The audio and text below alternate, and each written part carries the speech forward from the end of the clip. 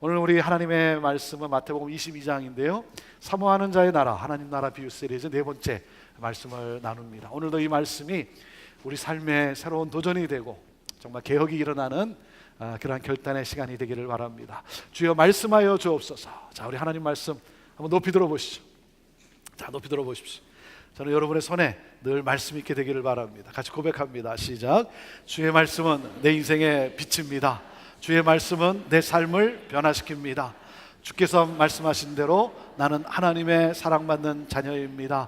나는 축복의 통로입니다. 오늘도 주의 말씀에 마음의 문을 엽니다. 말씀하여 주옵소서. 듣고 깨닫고 말씀대로 살겠습니다. 아멘. 아멘. 자, 그 고백과 함께 마태복음 22장 1절부터 우리 14절 말씀입니다. 신약성경 37페이지인데요 마태복음 22장 1절부터 14절 말씀 우리 함께 같이 읽음으로 하나님 말씀 받도록 합니다. 같이 읽습니다. 시작. 예수께서 다시 비유로 대답하여 이르시되 천국은 마치 자기 아들을 위하여 혼인잔치를 베푼 어떤 임금과 같으니 그 종들을 보내어 그 청한 사람들을 혼인잔치에 오라 하였더니 오기를 싫어하거늘 다시 다른 종들을 보내며 이르되 청한 사람들에게 이르기를 내가 오찬을 준비하되 나의 소와 살찐 짐승을 잡고 모든 것을 갖추었으니 혼인잔치에 오소서 하라 하였더니 그들이 돌아보지도 않고 한 사람은 자기 밭으로 한 사람은 자기 사업으로 가고 그 남은 자들은 종들을 잡아 모욕하고 죽이니 임금이 노하여 군대를 보내어 그 살인한 자들을 진멸하고 그 동네를 불사르고 이에 종들에게 이르되 혼인잔치는 준비되었으나 청한 사람들은 합당하지 아니하니 내 거리 길에 가서 사람을 만나는 대로 혼인잔치에 청하여 오라 한데 종들이 길에 나가 악한 자나 선한 자나 만나는 대로 모두 데려오니 혼인잔치에 손님들이 가득한지라 임금이 손님들을 보러 들어올새 거기서 예복을 입지 않은 한 사람을 보고 이르되 친구여 어찌하여 예복을 입지 않고 여기 들어왔느냐 하니 그가 아무 말도 못하거늘 임금이 사환들에게 말하되 그 손발을 묶고 바깥 어두운 데에 내 던지라 거기서 슬피 울며 이를 갈게 되리라 하니라. 청함을 받은 자는 많되 택함을 입은 자는 적으니라. 아멘.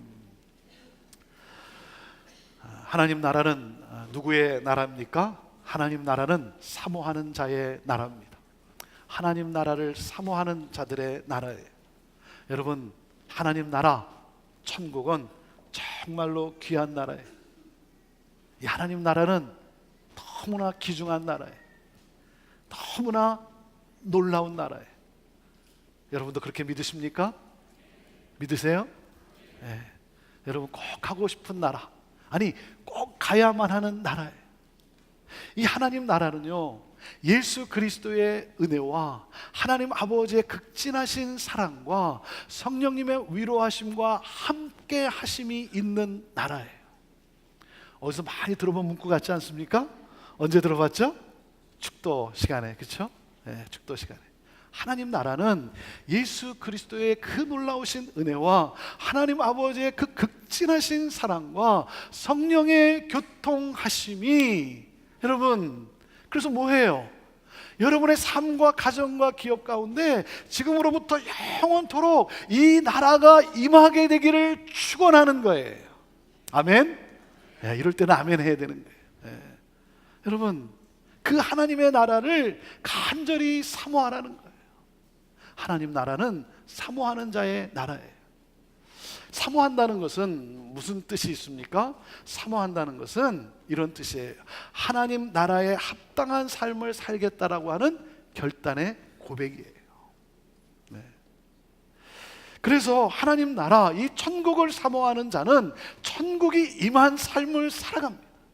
하나님 나라가 임한, 하나님의 다스리심이 있는, 하나님의 뜻이 이루어지는 삶을 살아가요. 이 천국에 합당한 삶을 살아가요.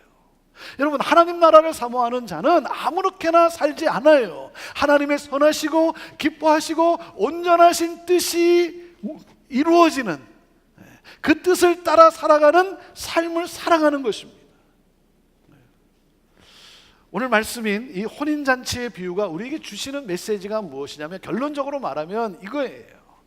우리가 장차 상속해야 할, 우리에게 임할 이 하나님 나라를 사모하면서 오늘 그 하나님 나라에 합당한 열매 맺는 삶을 살아야 한다는 거예요. 하나님 나라의 소중함을 모르고 하나님 나라를 가벼이 여기는 자는 하나님 나라를 결코 상속하지 못할 것이라고 하는 경고예요. 자, 그 하나님 나라를 어떻게 소개하고 있습니까? 2절을 우리 다시 한번 읽어봅시다. 2절 시작. 천국은 마치 자기 아들을 위하여 혼인잔치를 베푼 어떤 임금과 같으니 그랬어요. 하나님 나라는 뭐와 같다고요? 혼인잔치가 열린 잔치집과 같다는 거예요. 잔치집이라, 파티가 있는 나라라는 거예요. 그 말은 무슨 말입니까? 기쁨이 충만한 나라라는 거죠. 전에 오래전에 한번 신방을 간 적이 있었는데 그분이 아주 오래전에 미국을 이렇게 오셨어요. 오래전에 미국을 오셨는데 저는 그냥 말로만 이렇게 뭐 어서 들었던 얘기인데 실제로 그런 분이 계시더라고요. 오래전에 미국을 오셨는데 미국에 이렇게 시집 올 때, 이 미국은 뭐 천국과 같다 뭐 그래가지고 미국에 이렇게 시집 오면 주말마다 드레스를 입고 파티하는 줄 알았대요. 파티하는 줄. 그래서 드레스를 여러 벌 준비해가지고 왔다는 거예요. 그런데 어때요?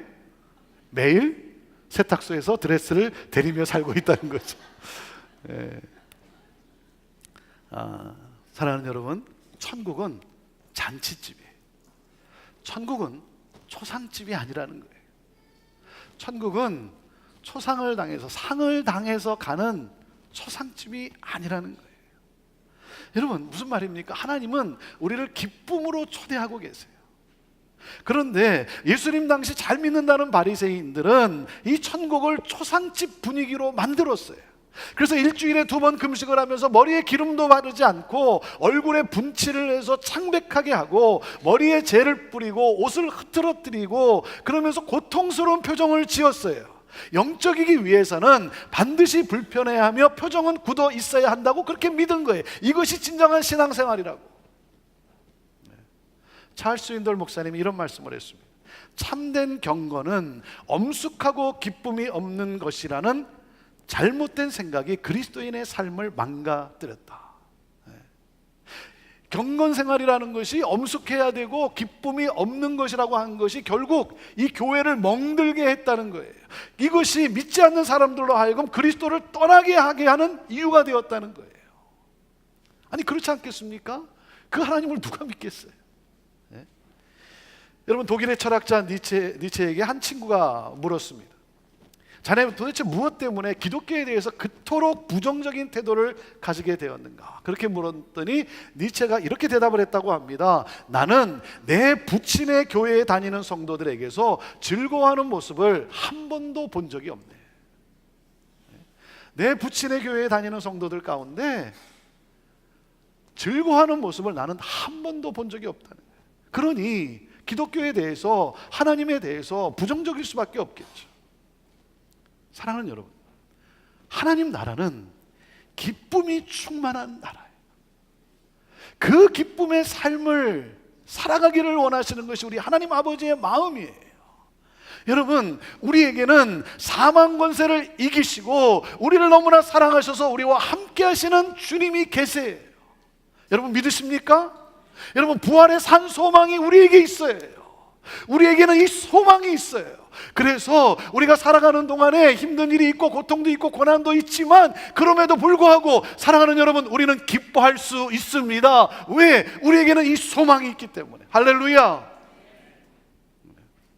여러분, 하나님이 우리를 예배로 이렇게 초대하셨어요.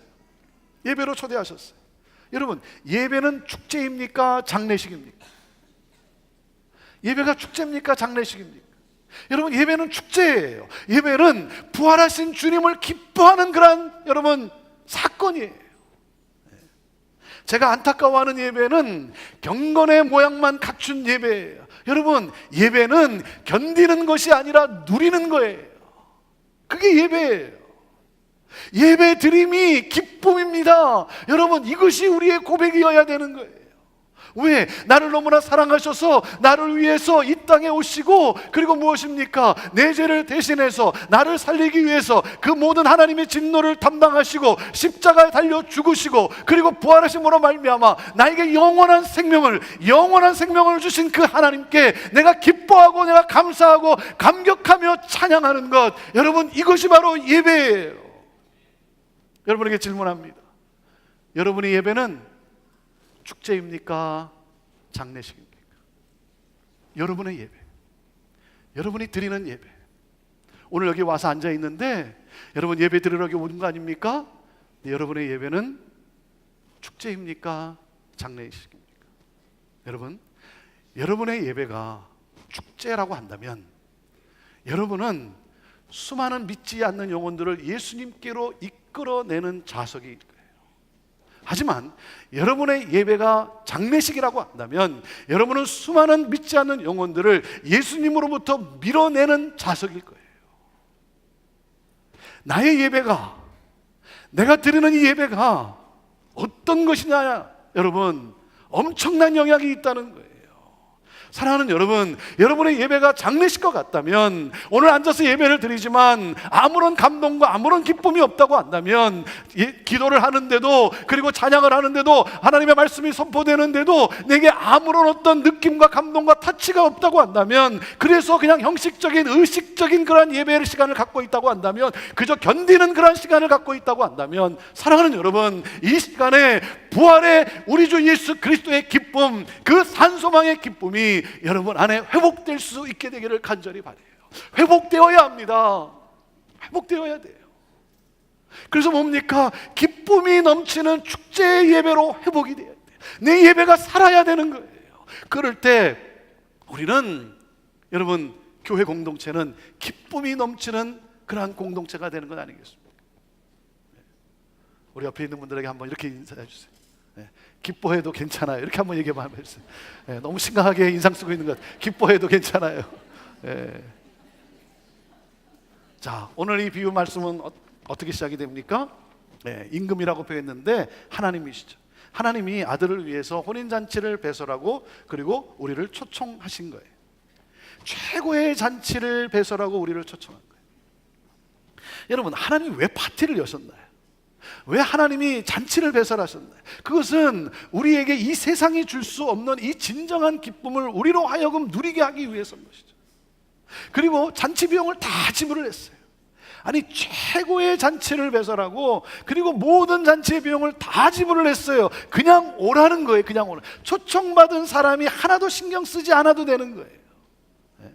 여러분, 최고의, 이 세상에서 여러분이 경험할 수 있는 최고의 파티를 배설을 하고 그리고 그 비용을 다 지불하고, 아니, 입을 옷까지, 예복까지 다 준비해주고 그리고 초청을 한 거예요.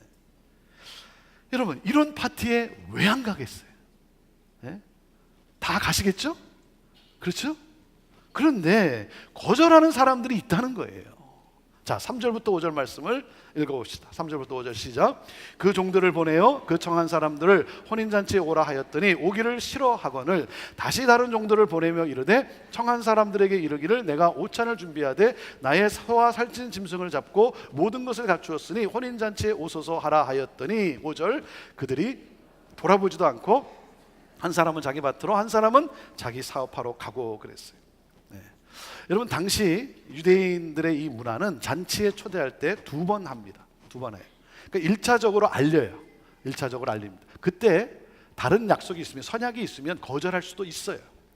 아무 문제가 안 돼요. 그렇잖아요. 내가 다른 약속이 있으니까, 내가 다 해야 할 일이 있으니까 내가 죄송합니다. 너무 가고 싶지만은 안 되겠네요. 괜찮아요. 여기 나오는 사람들은요, 뭐냐면 왕의 1차적인 초대에 가겠다라고 한 사람들이에요. 그러니까 여러분이 오해하시면 안 돼요. 아니, 왕이 지 맘대로 그냥 내가 잔치를 배설했으니 와라, 무조건 와라. 아니, 내 약속이 있는데 어떻게 그렇게 그럴 수 있냐. 그런 것이 아니라 뭐냐면 왕의 1차적인 초대에 가겠다라고 한 사람들, 예약을 해 놓은 사람들이에요. 그래서 그들에게 이제 2차적인 초대라는 게 다 준비가 되었으니 이제 오십시오. 이제 다 차려놨으니 오십시오. 그런데 이들이 오지 않았다는 거예요. 초대에 응해놓고는, 예약을 해놓고는 거절한 거예요. 그 뭔 말이에요? 당일날 펑크를 낸 거예요. 자, 가지 못하겠다는 이유가 뭐예요? 이유가 뭐냐면 이걸 좀 더 자세하게 묘사한 곳이 있어요. 누가복음 14장 18절에서 20절을 보면 좀 더 자세하게 묘사해 놓은 내용이 있습니다. 자, 누가복음 14장 같이 볼까요? 14장 18절에서 20절 말씀 같이 읽어보죠. 시작. 다 일치하게 사양하여 한 사람은 이르되 나는 밭을 샀음에 아무래도 나가 보아야 하겠으니 청컨대 나를 양해하도록 하라 하고, 또 한 사람은 이르되 나는 소 5겨리를 샀음에 시험하러 가니 청컨대 나를 양해하도록 하라 하고, 또 한 사람은 이르되 나는 장가 들었으니 그러므로 가지 못하겠노라 하는지라 그랬어요. 네. 자, 그들이 내세운 변명이 무엇입니까? 한 사람은 밭을 샀는데 밭을 내가 체크해 봐야 되겠다는 거예요.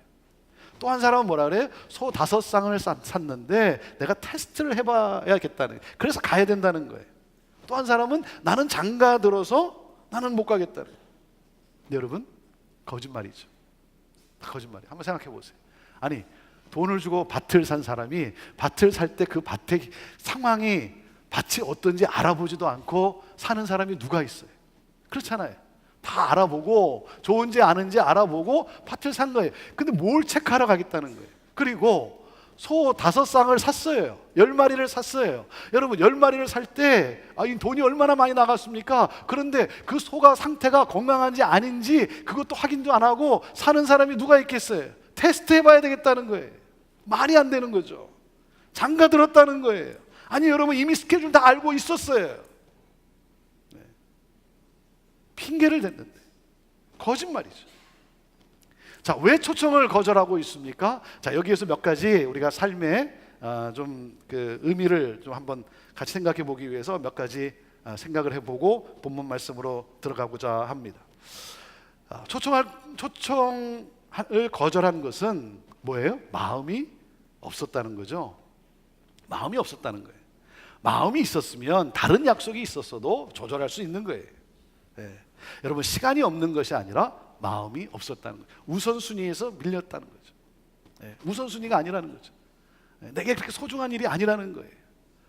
여러분, 이렇게 말하잖아요. 이렇게 목사님 요즘 무슨 운동 하십니까? 그러면 제가 계속해서 지금 숨쉬는 운동하고 있습니다.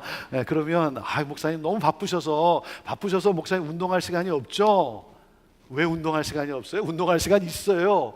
운동하는 시간이, 운동이 내 삶의 우선순위가 아닐 뿐이죠. 내가 그것을 내 삶에 중요하게 여기지를 않으니까 운동을 안 하는 거지. 여러분, 내가 운동을 좋아하면, 그리고 운동이 정말 내게 소중하면 내가 왜 운동을 안 하겠어요?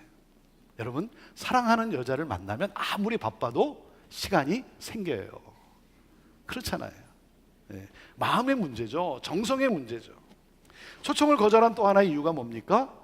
또 하나의 이유가 뭐냐면 일상생활의 마음을 빼앗긴 거예요. 일상생활의 마음이 빼앗겼어요. 여러분, 우리가 열심히 일해야죠. 우리가 열심히 사업해야죠.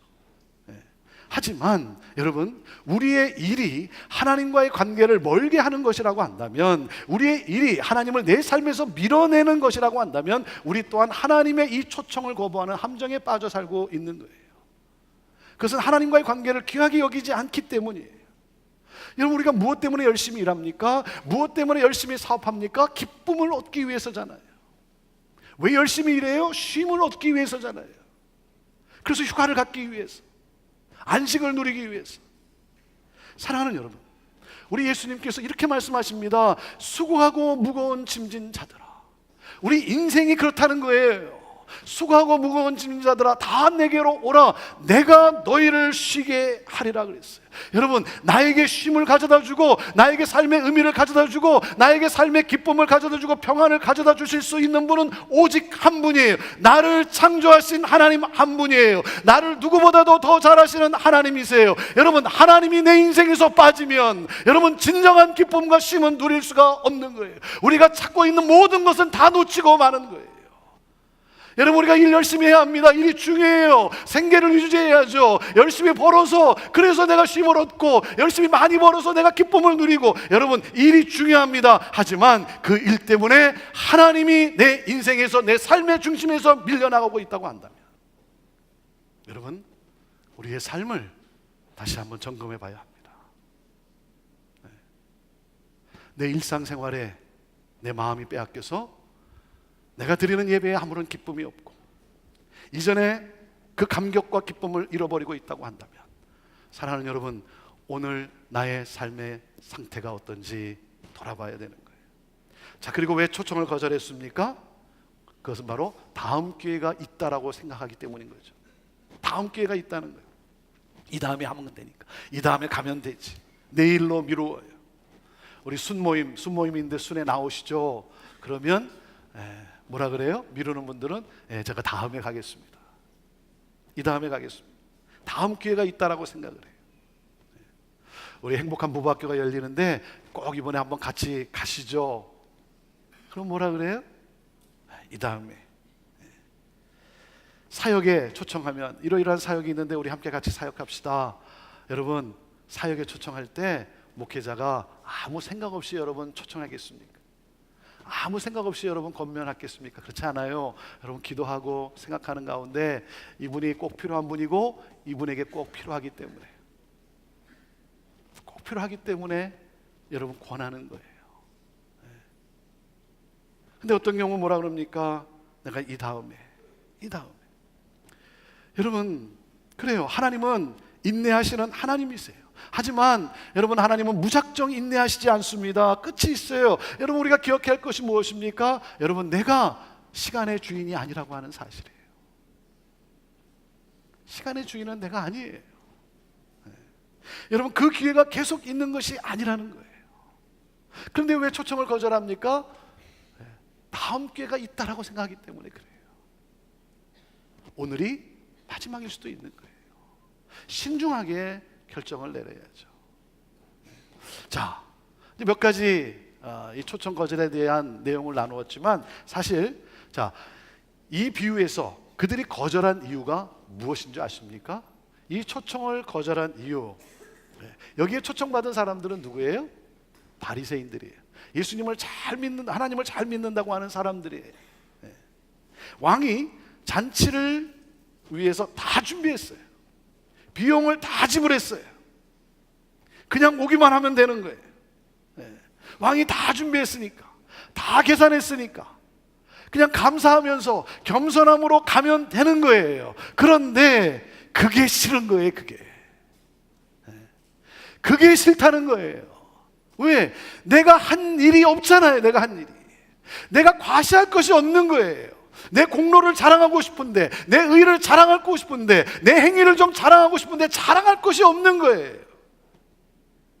사랑하는 여러분, 왕의 초대는 우리의 노력으로 가는 것이 아닙니다. 자격이 있어서 가는 것이 아니에요. 우리의 공로와 우리의 수고를 요하지 않아요. 우리의 행위로 가는 것이 아니에요. 하나님이 모든 것을 다 지불하셨어요. 여러분, 우리가 구원을 위해서 할 것은 아무것도 없어요. 십자가에서 하나님의 아들이 우리의 죄의 삭을 다 지불하셨어요. 하나님의 은혜로 다 이루어 놓으셨어요. 하나님이 이 베푸신 이 은혜의 자리에 그저 내가 감사함으로 잔치에 참여하고 내가 누리면 되는 거예요. 구원은 하나님의 전적인 은혜예요. 내 공로, 내 의로 가는 것이 아니에요.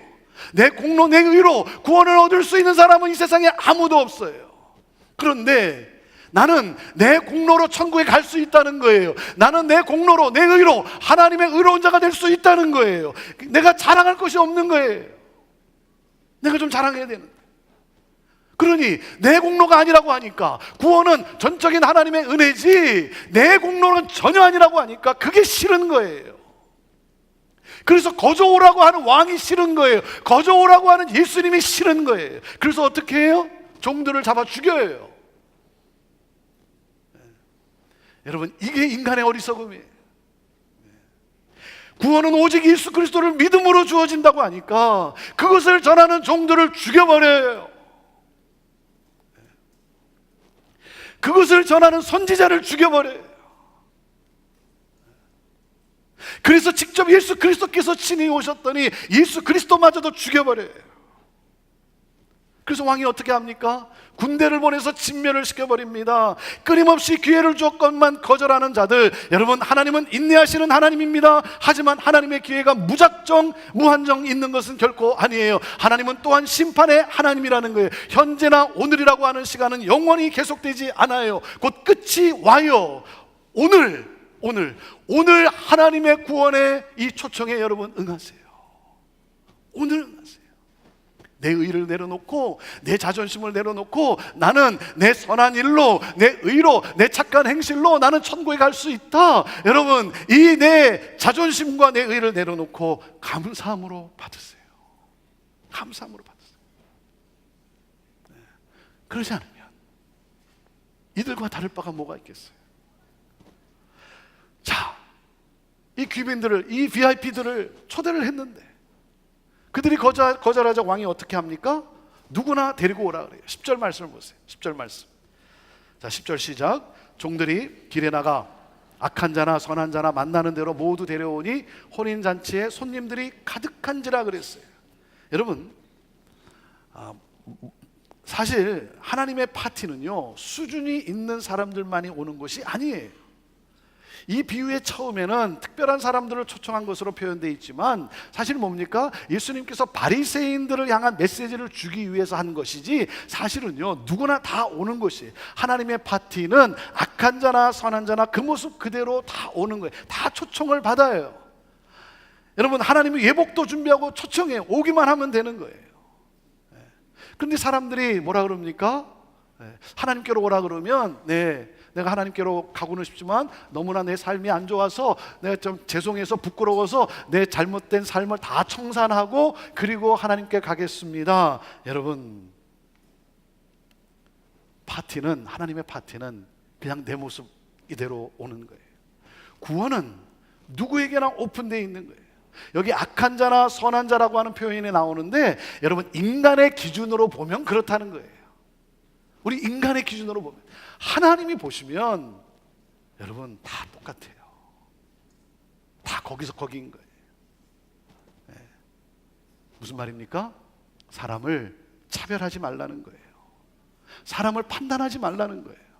심사를 하지 말라는 거예요. 심사는 하나님이 하세요. 그러니까 내가 판단하는 것이 아닙니다. 이런 사람이 오면 좋겠다, 저런 사람은 오지 않았으면 좋겠다. 여러분, 전들 그런 마음이 없겠어요? 아니에요. 저도 그런 마음이 문득문득 들 때가 있어요. 좋은 사람만 오면 좋겠다. 왜? 힘든 사람이 오니까 너무 힘든 거예요. 그러니까 좋은 사람만 오면 좋겠다. 그런데 여러분, 생각해 보세요. 좋은 사람만 오는 곳이라면 내가 초대받을 수 있었냐 이거예요. 선한 사람만 오는 곳이라고 한다면 여러분, 내가 선한 사람이냐 이거예요. 내가 그런 자격이 있냐 이거예요. 자격으로 따지면 여러분, 나는 여기 있을 수 있는 사람이 아니잖아요. 선함이란 기준으로 본다면 내가 어떻게 여기 있을 수 있겠습니까? 나는 선한 자가 아니잖아요. 오직 하나님의 은혜로. 그렇잖아요. 아멘? 하나님의 은혜. 그러니까 우리가 착각하면 안 되는 거죠.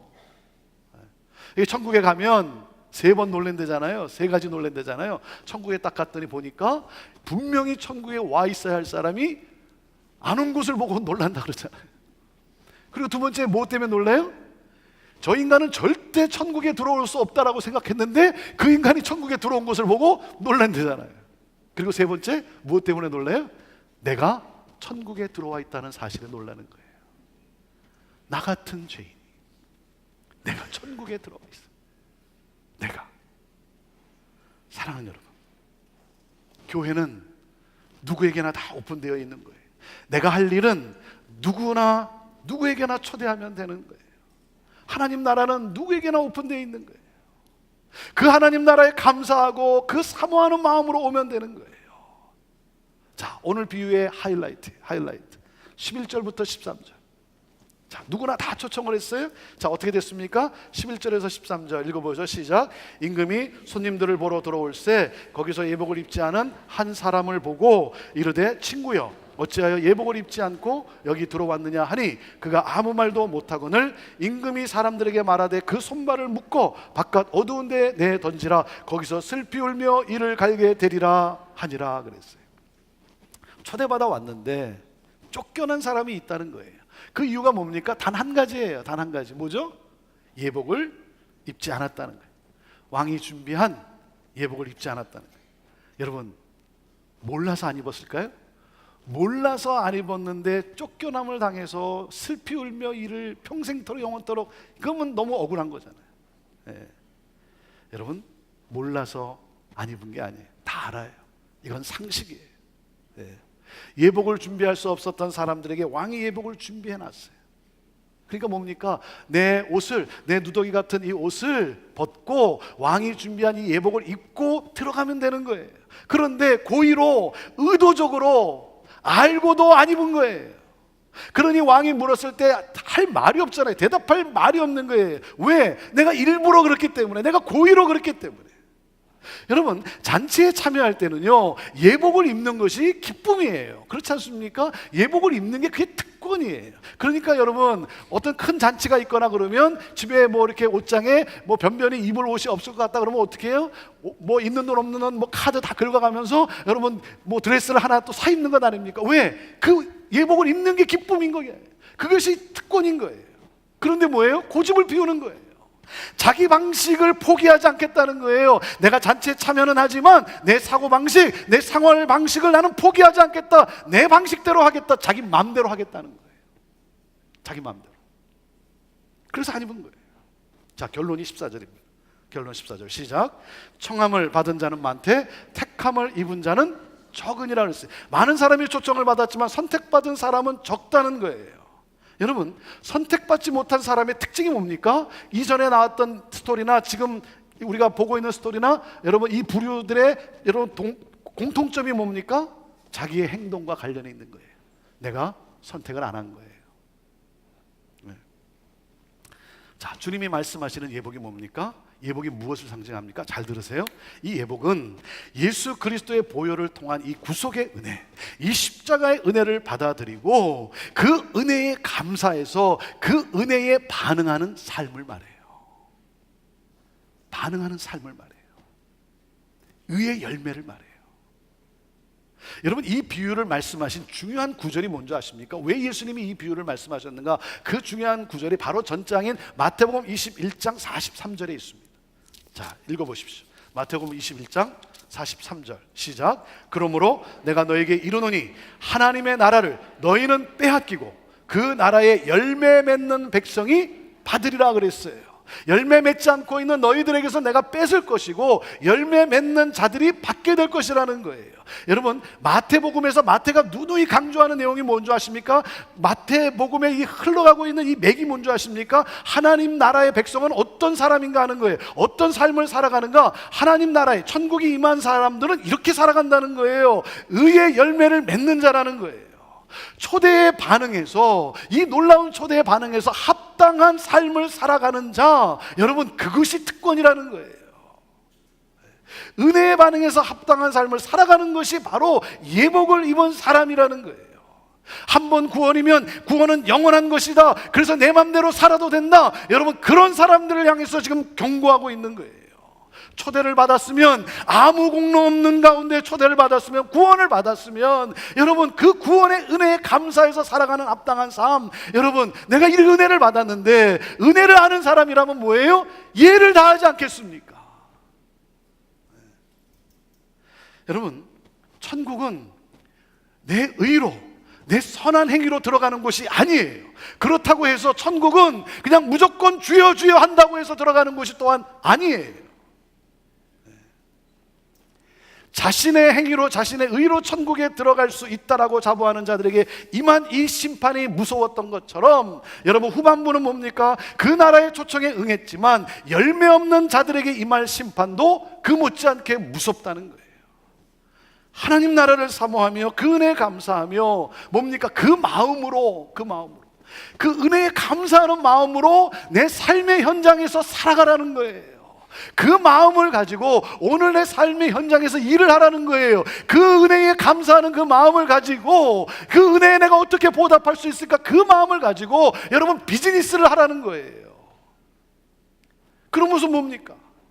곧 나에게 임할 이 천국을 사모하면서 이 내 삶이 천국을 보여줄 수 있는 그런 삶을 살아가는 것, 여러분 하나님 나라는 너무나 좋은 나라예요. 내가 꼭 가야만 하는 그런 나라예요. 그래서 그 나라를 간절히 사모하면서 그 마음을 가지고 살아가는 자들의 나라, 그 마음을 가지고 그 은혜에 합당한, 반응하며 합당한 삶을 살아가는 자들의 나라, 바로 천국은 사모하는 자의 나라라는 거예요. 자, 그러면 우리가 어떻게 거기에 반응할 수 있습니까? 그 반응할 수 있는 그 근원이 뭐겠어요? 그것은 사랑이에요. 사랑. 예수님과 사랑에 빠지는 거예요. 예수님과 사랑의 교제를 나누는 거예요. 여러분, 성경이 오늘 이 예수님의 비유가 아들, 하나님의 아들의 신혼잔치에 손님을 초대했다라고 말하지만, 사실은요, 여러분, 예수님이 신랑이라고 표현할 때 여러분, 우리를 누구라고 표현합니까? 성경이 우리를 신부라고 표현해요. 우리는 손님이 아니라는 거예요. 우리는 손님이 아니라는 거예요. 내가 예수님의 신부예요. 아니 여러분, 내가 무슨 자격이 있어요? 네? 이 가당치도 않는 것 아닙니까? 내가 예수님의 신부래요. 예수님이 찾아오셔서, 나를 찾아오셔서 나의 어여쁜 신부야, 일어나 나와 함께 가자는 거예요. 여러분, 내가 무슨 신부예요? 그런데 예수님이 나를 신부라고 그렇게 명하셨어요. 그리고 나의 어여쁜 신부라는 거예요. 일어나 나와 함께 가자는 거예요. 이 놀라운 은혜, 여러분, 이 신비의 은혜에 오늘 내가 감격하면서 감사하면서 그 주님과 동행하며 그 주님이 기뻐하시는 그러한 삶, 그 주님의 뜻이 있는 그러한 삶을 내가 함께 살아가는 거. 여러분, 그 주님과 동행하면, 그 주님과 여러분, 그 주님의 사랑에 빠지면요, 사랑하는 여러분, 기도는 예수님과의 사랑의 나눔이 돼요. 내가 예수님의 사랑에 빠지면요, 이 성경 말씀은요, 뭐예요? 사랑의 편지가 되는 거예요. 빨리 받아보고 싶은, 그래서 빨리 열어보고 싶은. 여러분, 예수님의 사랑에 빠지면, 여러분, 내가 사역하는 것이, 내가 섬기는 것이 의무가 아니라, 내가 억지로 하는 것이 아니라 뭐예요? 나 같은 자를 들어서 사용하시는 그 주님의 놀라운 은혜에 감사하며, 여러분, 감사로 반응하는, 주님, 나를 마음껏 사용하여 주옵소서. 사랑하는 여러분, 하나님의 이 놀라운 사랑에, 이 놀라운 은혜에 반응하며 오늘도 삶을 살아가는 저와 여러분 모두가 될 수 있게 되기를 바랍니다. 사랑하는 여러분, 여러분의 삶은 잔치집입니까? 초상집입니까? 우리의 가정은 잔치집입니까? 초상집입니까? 내가 있음으로 인해서, 내가 있는 내 가정, 내가 있는 공동체는 나로 말미암아 여러분 잔치집이 되어가고 있습니까? 아니면 초상집이 되어가고 있습니까? 사랑하는 여러분, 하나님의 은혜의 사랑에 반응해서, 감격해서, 그러므로 말미암아 잔치집의 이 기쁨의 열매를 맺어가고 있다. 기쁨을 함께 나눌 수 있는 그러한 이 초대에, 이 초청에 합당한 삶을 살아감으로 말미암아 어느 날 잠에서 깨어났을 때 영광의 주님 앞에 서는, 주님의 전적인 은혜 앞에 서는 그러한 저와 여러분의 삶이 되기를 주님의 이름으로 축원합니다. 기도합시다.